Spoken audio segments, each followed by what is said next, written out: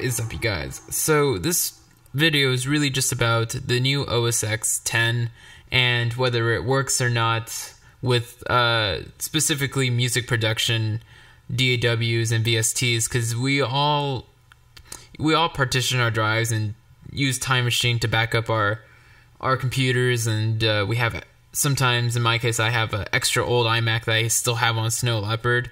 But with my workhorse computer, this computer, I like to always be upgraded with the newest stuff, and I kind of like some of the new features of the old OSX, or of the new one, I mean. So I upgraded. So I'm going to tell you what works and what doesn't work. First off, I like it, and everything looks really great. It's nice and clean. It's definitely an improvement there, obviously. But with the music stuff, everything works, but there's some VSTs I'm having not really major problems, just little tiny problems, and I'll show you how to work around those. And I haven't played around with Logic X yet. I have it, but I just haven't seen if it works with this Osx 10. But I've heard from a lot of people that it works flawlessly, so, and as it should, since it's an Apple DAW, it should, but we all know how Apple is sometimes. So obviously Ableton works. I heard on a few forums that some users had trouble with their browser, so I guess if you have things in weird places before, your browser might get a little messed up, but I had no problem with my browser in Ableton. Everything works fine. All my folders are still here, and it's really responsive, so I haven't noticed a difference there. And of course, I was playing around with all these different synths and such, so I tested out Silent, I tested out Spire, I tested out Deanna, I tested out Massive, I tested out basically all the big main ones, and I tested out some of the other small ones like Wow Filter and things like that. Obviously I haven't gone through all my plugins. I have hundreds of plugins, but I figured at least my main ones work.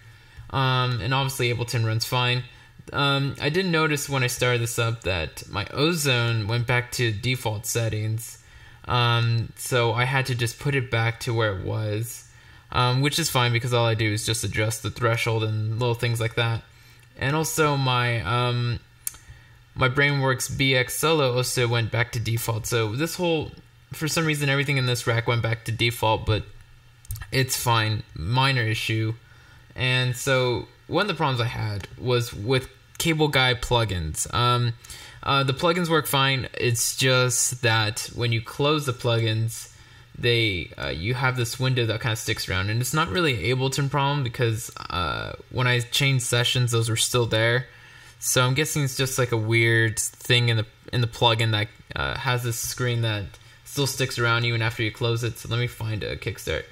So the way I work around this is I'm going to show you how I fix this issue.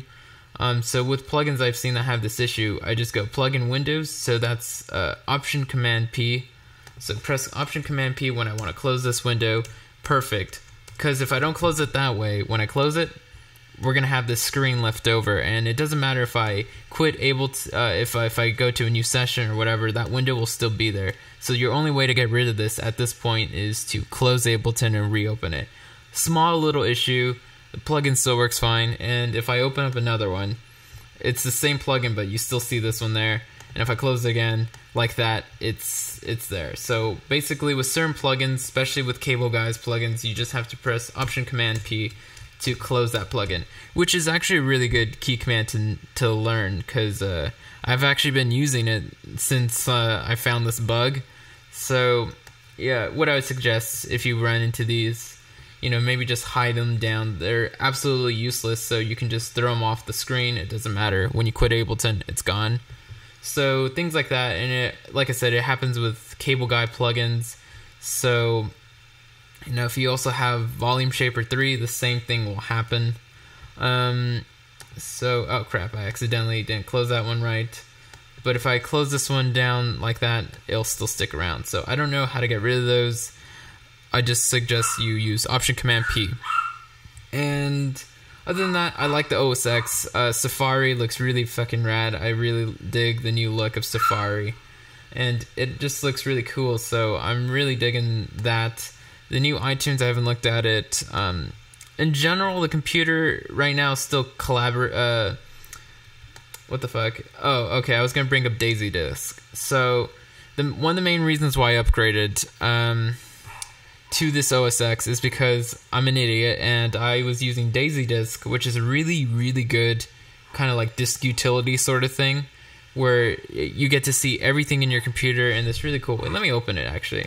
I think it's a cool thing to mention. So I was using this program to clean out my computer, and like an idiot, I accidentally deleted a very important little folder for the Finder. And the Finder is basically like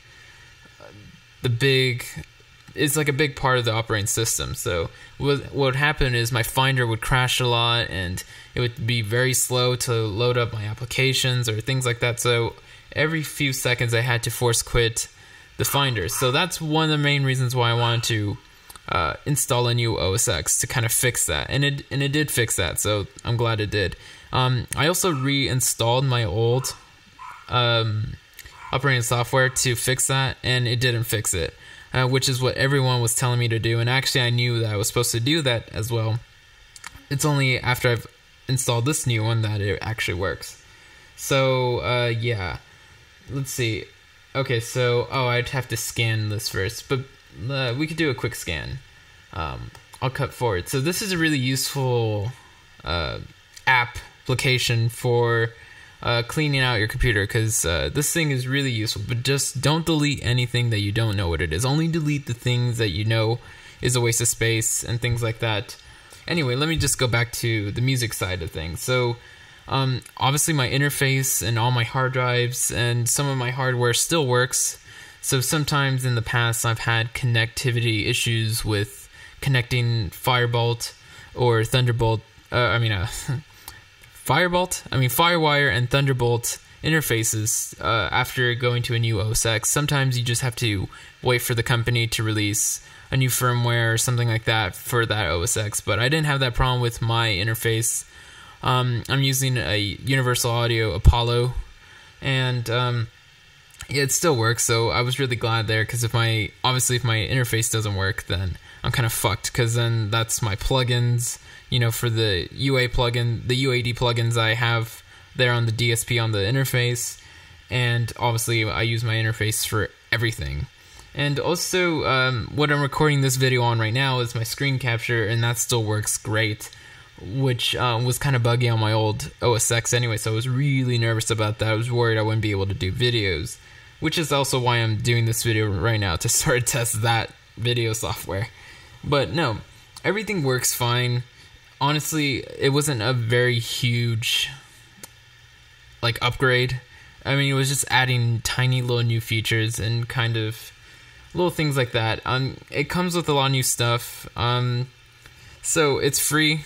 If you're thinking about updating, really, really look into it. Maybe partition a bit of your hard drive, your HD drive, and try it out on a little partition. And if you don't like it, it's okay. You can just delete that part of the partition, go back to the way it was, or use Time Machine to back up your computer. So if you want to just go ahead and install it, and for some reason you don't like it and you want to go back, you still have your Time Machine copy on a different drive. Just boot into that. And I don't know, if you're kind of like me, I like to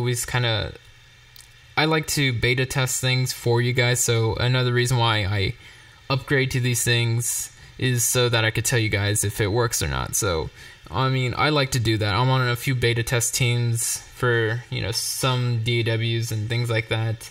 So it's kind of, I take it upon myself to kind of blaze the trails a bit with these OSX, these new ones. So, wow, this takes a while to get there. Maybe I'll cut to it. So, okay, now it's working. So this is Daisy Disk. So what it does is it scans whatever hard drives or your HD, and what it basically does is it separates everything and tells you what things are. So, you can go into system, and it will it's a really cool little interface as well. It looks a little Iron Man-ish. So basically what it does is you can go into your stuff. So I was an idiot. I went into library. I went into frameworks, which I had no business of being there. And I deleted one of the Finder frameworks. So I'm an idiot. That's what I did wrong. And so yeah, it's a really useful way to find like extra media and like videos and music and things like that. I deleted like, oh my god, I think I deleted like 30 gigs of iTunes music that I didn't want. You know, just old stuff I used to listen to that's all already on like 5 iPods. So I really have no business of having it on my computer. And it's on my other computer, so I just used it to clean out that. I cleaned out like a good, I want to say like 250 gigs, which is great. You can do it so fast with this thing. So obviously everything works. I'll be doing part 2 to my progressions video later today. And I just wanted to update my computer real fast and update you guys. So thanks guys for watching, and lates.